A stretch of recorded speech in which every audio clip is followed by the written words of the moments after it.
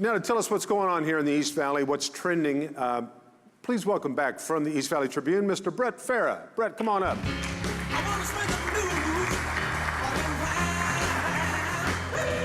Welcome back, sir. Yeah, that's fine. Good morning. Good morning. How you doing? Doing good. You know, I was thinking about it today as I was putting together kind of notes for everything, and the fact we even got Senator Worsley here today after the long nights the last few days, I think he deserves another helping or two of the cheesy potatoes.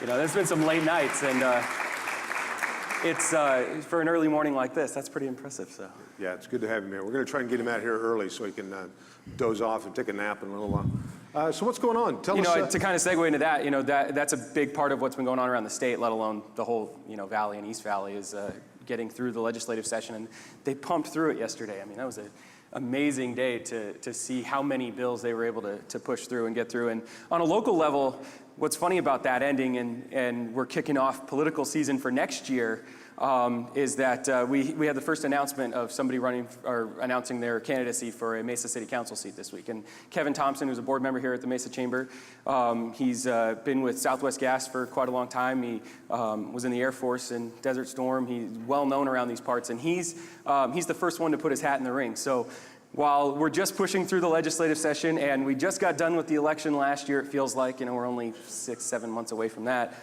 It's kind of interesting to see that we're already getting a kickstart toward next year. And so he'll be running for the District 6 council seat. So we'll see what that, all the steps we get to, kind of see forward over the next couple of months. I would imagine by the time we hit the fall, we're going to see things really kick into gear, and whether or not, there's a lot of things that are up in the air here locally, whether or not we see a local, I won't name him, but he's on the screen, a local politician running for governor, or what we get out of that is going to be pretty interesting too. So to see Kevin kind of jump in right away is really the jump start of the whole season. So you say one of those guys might run for governor? Would it be one of the guys facing the camera?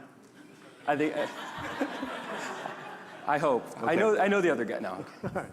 Cool. So what about real estate? We talk about that quite a bit. We've talked about Eastmark many times. Eastmark held its grand opening celebration for the public, basically. I mean, they've been developing for a while to get the models underway and get the land kind of prepared to build. And I think more than 5,000 people showed up that first Saturday for the grand opening at Eastmark, and so that's obviously great for the city and the area. What's also interesting about real estate that's come out in the last handful of weeks is there's been more numbers and more projections, and every month it seems like things continue to climb and get a little better on home values. And this past month, year over year, the Phoenix Valley, which is driven quite a bit by the East Valley and this area, has seen a 19.2% increase in property values year over year for the month of, basically April was the month they were looking at, and that leads the entire nation. Arizona as a whole has seen an increase. Now, at the same time, as a homeowner, that kind of scares me because I'm thinking back to 5 years ago and, oh great, we're going to fall off a cliff again. And there was actually some other information that's been made public the last few days that Mike Orr is somebody that most of the media, including us, go to from ASU. He's basically the W.P. Carey School's honcho for all things real estate and numbers, and he and some of his colleagues are pretty certain this is not another bubble based on the trends they're seeing so far. Now, if things all of a sudden, skyrocket and you see a big jump, and that could change it. But as right now, if the trends stay as they are, even though they're climbing significantly, real estate is, we're not in another bubble situation, which is a good sign, I guess, for the area and what we're dealing with. So, great. What else is going on in the East Valley? There was a big announcement this week. The East Valley Partnership, which I know the Mesa Chamber is a part of, and a lot of the supporting members of the chamber are part of it too, announced kind of a new branding campaign for the East Valley. And what's interesting about it is that there was a big buildup, and then afterward there was kind of a muted reaction. There was a lot of people that weren't necessarily overwhelmed by it. And that's because it continued to use the phrase East Valley. Now, I know on a whole other side of the equation, there are people that actually love that that's what was done, because the East Valley has become home to them, and they didn't want to necessarily go away from that, and for a while, nobody was really sure what direction it was going to go.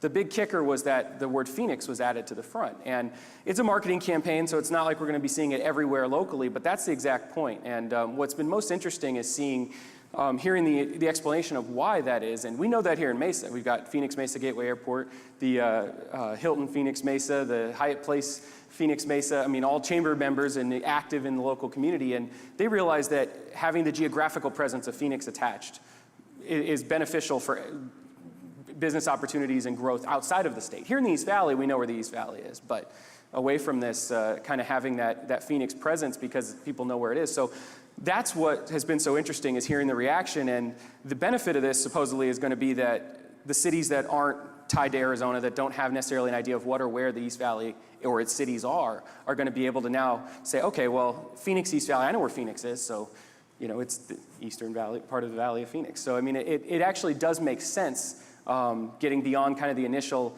okay, this is not that different from what it was before. But it's interesting too that one of the things that was discussed there was the collaboration between the East Valley cities. Mesa is a big part of that. Gilbert, Chandler, Tempe, Queen Creek, many collaborative forces, whether that's the politicians, we got Mayor Scott Smith from here, or local leaders, Sally Harrison, the chamber president, people that are involved together. And that's a little bit of a culture shift. Terry Horn, our publisher, wrote an interesting editorial this past couple weeks about the grand opening at Trust Bank a few weeks ago, which the Mesa Chamber was a big part of. And as we see with this picture, the local firepower of leadership that was in that room that day is kind of the sign of the new times here, which you're having more of a collaborative effort amongst the local cities and entities, including ASU. Michael Crow, who was here last month, is in that picture as well, to actually join together and brand the whole region and help the whole region grow. So you're going to have cities like Mesa continue to grow on their own, but they're also going to be working together to grow the whole area.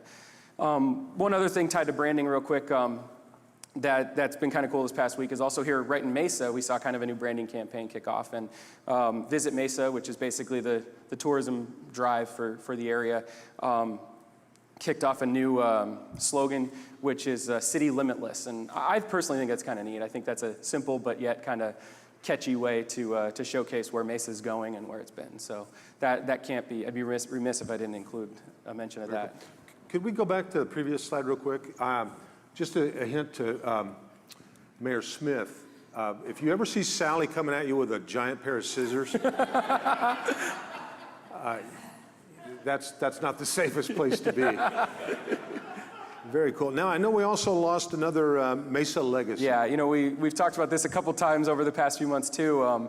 Wayne Brown is a gentleman who was the mayor of Mesa from, I believe, 1996 to 2000. But his legacy in Mesa is much bigger. He was a city councilman for quite a long time. And he passed away this past month. And he's given credit for being kind of the jumpstart for the Mesa Arts Center. He and his wife held a large contribution campaign in the late 90s to get this going, and I think their goal was $3.5 million. They raised $4.5 million. I mean, they basically are part of the reason that Mesa Arts Center exists, and we all know what that's brought to the area in the past handful of years. And what's interesting about Mayor Brown's legacy is that he, back when he was on the city council in the mid to late 70s, he was actually considered a driving force for getting the construction of Hohokam Park or Hohokam Stadium, which back then had the A's and then brought in the Cubs. So building that brought the Cubs back to Mesa. And then we know 30 years later where we are now with that, with the Cubs building another incredible, beautiful facility, and then the A's coming back to Hohokam. So his legacy in this area, as far as development and spurning growth and interest, spanned 35 years. And so we've lost a lot of institutional memory and know-how the last few months. Ross Farnsworth, we talked about a few months ago, an incredibly influential developer. Obviously Eddie Basha on more of a regional level, and then Wayne Brown. But at the same time, I think recognizing their impact has been a pretty huge look back at the past, but also seeing how that's kind of repeating itself moving forward and what we're getting kind of looking into the future. Very cool. Well, thanks for bringing that all in perspective. And you always have your finger on the pulse of what's going on in Mesa. Thank you very much. We'll see you next month. Thanks, Mark. Appreciate it.